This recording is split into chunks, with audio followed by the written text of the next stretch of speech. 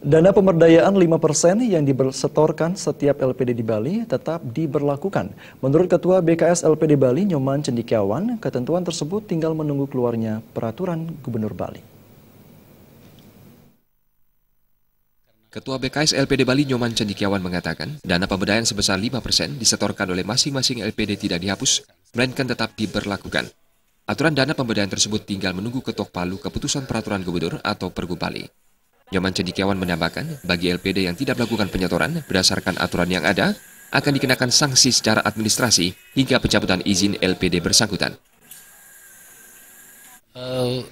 Dalam Perda pun semua ditentukan karena jelas aturan itu pasti ada sanksinya, baik sanksi administrasi maupun juga sanksi sampai pencabutan izin.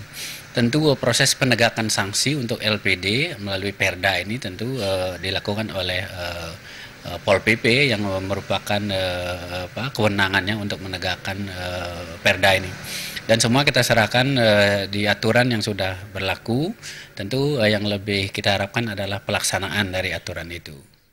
Nyoman Cendekiawan menambahkan berdasarkan data, jumlah LPD di Bali 1.400 lebih dengan aset mencapai triliunan rupiah.